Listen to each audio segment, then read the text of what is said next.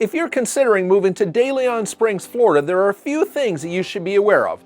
So today, I'll be providing an overview of just what DeLeon Springs, Florida has to offer. Then towards the end, I'll be sharing some links to a couple other videos that you'll want to see, so be sure to stick around for those. First, let's address what the town of DeLeon Springs, Florida is. So let's start with a bit of a history lesson.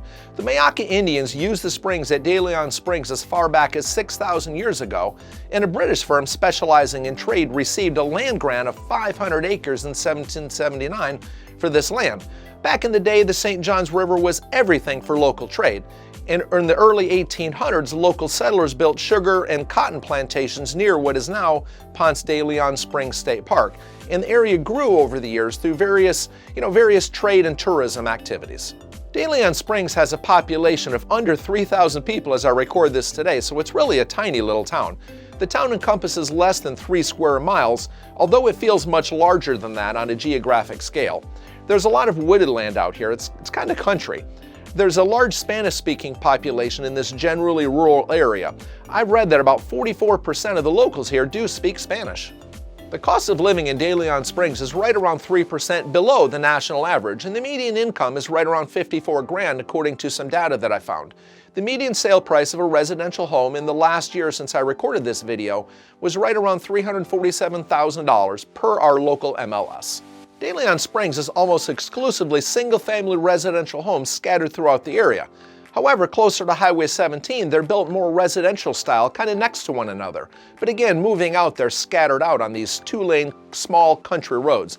There hasn't been as much new construction here as in other local areas like DeLeon Springs' neighbor to the south, Deland. Before I dig into the tax situation when considering moving to DeLeon Springs, if you're finding value here, hit the like and the subscribe button and click that little notification bell if you'd like more information like this. Although Florida has no state income tax, Volusia County, where DeLeon Springs is, has the 6th highest millage rate in all of Florida. Volusia County's sales tax rate is 6.5%, which is a good bit lower than the average of over 7% for the state of Florida as a whole. In January, average low temperatures run in the mid-40s with highs in the low 70s, which is why so many people move to DeLeon Springs from up north. But it still gets hot here in the summer too. July's lows are in the low 70s when days start hot and humid, with highs in the mid to upper 90s when it sometimes feels absolutely unbearable. Next, where is DeLeon Springs? Well, DeLeon Springs is about 50 minutes north of Orlando, about 40 minutes inland or west of Daytona Beach, and on the north side, say 10 minutes of Deland. There isn't much on the north side of DeLeon Springs, mostly wood and small towns until you get up to probably Palatka, which I'd say is the halfway point between DeLeon Springs and Jacksonville. Highway 17 is the main thoroughfare that runs right through DeLeon Springs and is where most of the local business resides. There are a few businesses out on these country roads, but they're mostly agricultural in nature except for one biggie that I'll address here in a bit.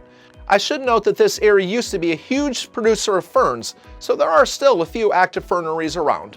I've lived in this area for many years, and I've helped many locals buy and help sell their homes throughout this area. So if you've got any real estate needs, simply leave a comment in the comment section below or just pick up the phone and give me a call. So why would someone move to DeLeon Springs? Now, I noted earlier that DeLeon Springs is rural, and that's a huge draw to this area.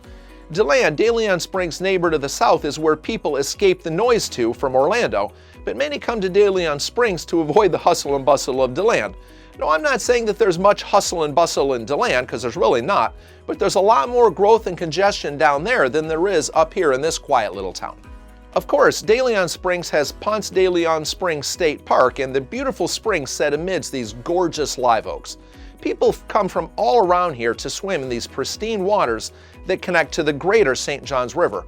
The swimming here is fantastic, and it's a great place to bring kids along to fish too. We've been coming to the park for years and years, and we really like the Old Sugar Mill Pancake House. It's unique. They give you the batter and you cook your own pancakes on these griddles that are built right into the tables.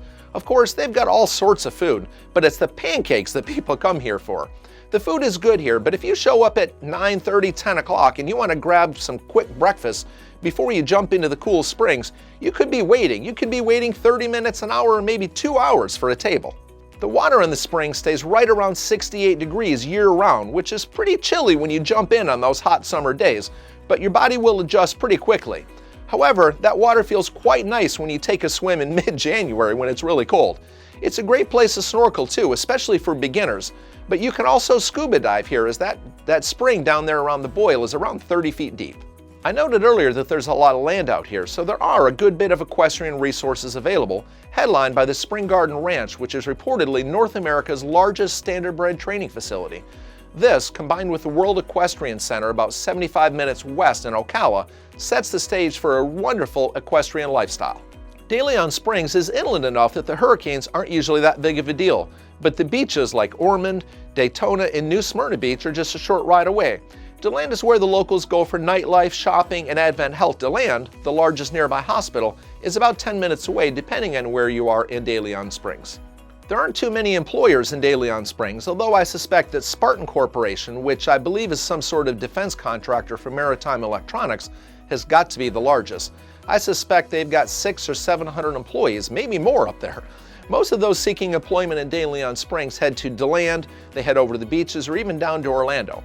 Deland has an industrial center up on its north side, right next to the Deland Municipal Airport, which is famous for their skydiving.